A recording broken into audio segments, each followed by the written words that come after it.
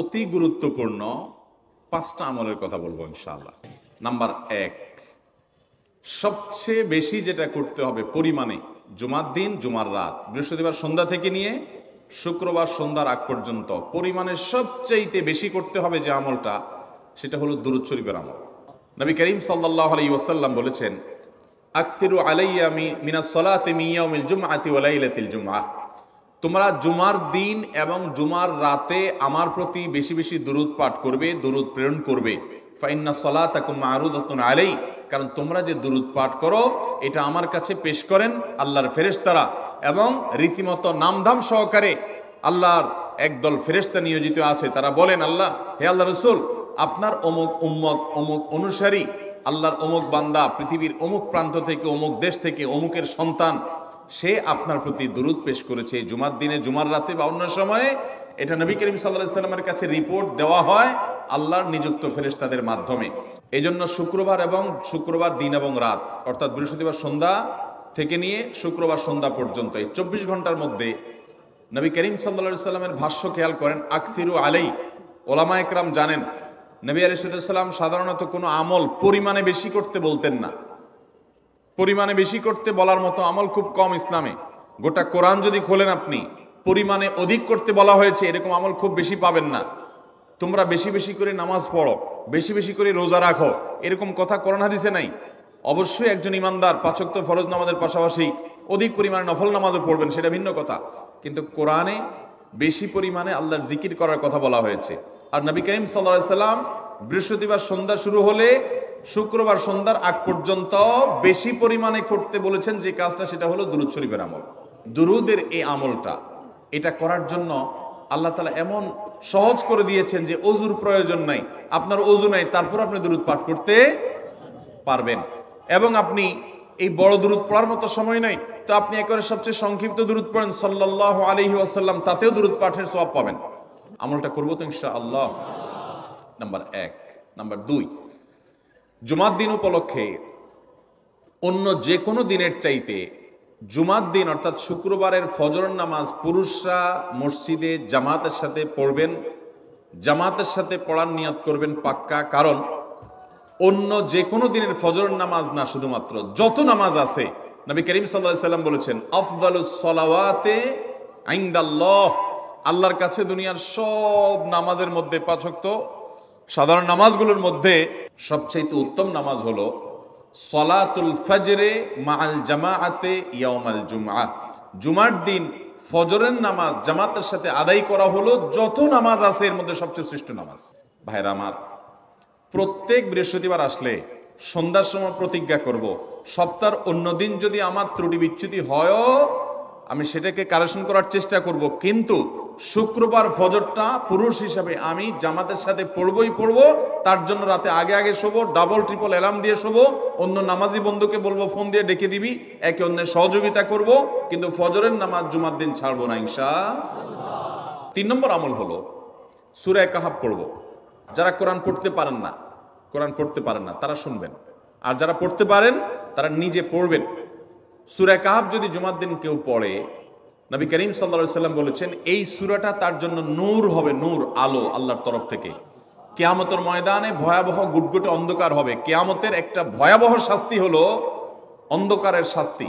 ভাইরা আমার, অন্ধকারের শাস্তি মানে এমন ভয়াবহ অন্ধকার হবে যে দুনিয়ার অন্ধকারের সাথে কোনো তুলনাযোগ্য নয়। সেই ভয়াবহ অন্ধকারে কিছু আমল আছে যে আমলগুলো মানুষের ওই অন্ধকারের মধ্যে আলোর কাজ দিবে। এর মধ্যে একটা হলো এই সূরা কাহাফ। অন্য অনেক উলামা ইকরাম বলেছেন এর ব্যাখ্যা হলো সূরা কাহাফ যদি কেউ এক বৃহস্পতিবারে পড়ে, পরের বৃহস্পতিবার পর্যন্ত, এক শুক্রবারে যদি পড়ে, পরের শুক্রবার আগ পর্যন্ত পুরো সপ্তাহব্যাপী তার ভিতরে নূর, ঈমানের নূর, তাকওয়ার নূর, ইলমের নূর, আমলের নূর, ভালো মানুষ হওয়ার নূর তার ভিতরে আল্লাহ তাআলা সৃষ্টি করে দিবেন। তো নবী সাল্লাল্লাহু আলাইহি ওয়াসাল্লাম বলেছেন সূরা কাহাফের প্রথম 10 আয়াত যদি কেউ মুখস্থ করে, তো এই ব্যক্তিকে আল্লাহ রাব্বুল আলামিন এবং যদি তেলাওয়াত করে, এই ব্যক্তিকে আমলের মাধ্যমে দাজ্জালের ফিতনা থেকে আল্লাহ বাঁচিয়ে রাখবেন। অতএব জুমার দিন প্রত্যেক শুক্রবারে সূরা কাহাফ পড়বো তো ইনশাআল্লাহ। 4 নম্বর আমল হলো দুনিয়াতে যত ফজিলতপূর্ণ আমল আছে এর মধ্যে সবচেয়ে বেশি ফজিলতপূর্ণ আমল এটা। খুব সহজ আমলটা, খুব সহজ, প্রত্যেক শুক্রবার আমরা এটা করতে পারি। জুমার দিন আগে ঘুম থেকে উঠে উত্তম রূপে গোসল করে মসজিদে আগে আগে গিয়ে পায়ে হেঁটে গিয়ে সামনে ইমাম সাহেবের কাছাকাছি গিয়ে বসা, অনর্থক কথা কাজ না করা, তেলাওয়াত জিকির আজকারে মশগুল থেকে নামাজটা পড়ে বের হয়ে আসা, এই কাজ, এই কয়েকটা কাজ যদি করে তাহলে কাজ কয়টা হলো? আগে ঘুম থেকে উঠা, ওই যে ফজর নামাজ জামাতের সাথে পড়া ইত্যাদি, গোসল করা উত্তম রূপে, আর পায়ে হেঁটে মসজিদে যাওয়া, বাহনে না চড়া, 4 নম্বর হলো ইমামের কাছাকাছি গিয়ে বসা, কোনো অনর্থক কাজ না করা। এই 4টা কাজ যদি কেউ জুমার দিনে করে, নবী করিম সাল্লাল্লাহু আলাইহি সাল্লাম বলেছেন ওই ব্যক্তি বাসা থেকে মসজিদ পর্যন্ত যে আসলো, যতগুলো পা ফেলবে, যতগুলো স্টেপ ফেলবে, যতগুলো কদম দিবে, প্রতিটা কদমের বিনিময়ে আল্লাহ রাব্বুল আলামিন তার অ্যাকাউন্টে, তার আমল নামাতে 1 বছর সারা রাত জেগে তাহাজ্জুদ নামাজ পড়লে এবং 1 বছর সারা দিন, প্রত্যেকটা দিন পুরা বছর জুড়ে নফল রোজা রাখলে যে পরিমাণ সওয়াব পাইতো, 1 বছর নফল রোজা, 1 বছর রাতভর জেগে তাহাজ্জুদের নামাজ পড়ার সওয়াব মাত্র একটা কদম ফেলার বিনিময়ে দিবেন। চেষ্টা করব না ইনশাআল্লাহ। 5 নম্বর এবং সর্বশেষ আমল হলো, জুমার দিনে একটা সময় আছে দোয়া কবুল হয়। দোয়া কবুলের যে সময়গুলো আছে এর ভিতরে অত্যন্ত ইম্পর্টেন্ট একটা সময় হলো জুমার দিন। শুক্রবারের একটা সময় সম্পর্কে নবী সাল্লাল্লাহু আলাইহি ওয়াসাল্লাম বলেছেন যে একটা সময় আছে শুক্রবারের, এই সময়ে বান্দা কোনো দোয়া করলে আল্লাহ তাআলা ফিরিয়ে দেন না, কবুল করেন। কিন্তু সময়টা যে ঠিক কখন, এটা হাদিসে নবী সাল্লাল্লাহু আলাইহি ওয়াসাল্লাম বলেন নাই, যাতে করে হয়তো আমরা সারা দিনেরই কম বেশি দোয়ার চেষ্টা করি। এই বিষয়ে মুহাদ্দিসগণ, হাদিস বিশ্লেষকগণ, পণ্ডিত ওলামায়ে কেরামগণ হাদিসের বিভিন্ন আকার ইঙ্গিতকে গবেষণা করে, অ্যানালাইসিস করে এক একজন এক এক সময়ের কথা বলেছেন। তবে বেশিরভাগ ইমাম, বেশিরভাগ পণ্ডিত ওলামায়ে কেরাম, বেশিরভাগ আপনার ইসলামিক স্কলারগণের বক্তব্য হলো যে এই সময়টা হলো জুমার দিনের শেষ প্রহর, আসরের পর থেকে নিয়ে সূর্য ওঠার আগ পর্যন্ত এই সময়টা। আমাদের আল্লাহর দিকে মনোনিবেশ করতে হবে দোয়ার জন্য বেশি বেশি। তাহলে শুক্রবারে 5 নম্বর আমল হলো বেশি বেশি কি করবো ইনশাআল্লাহ? দোয়া।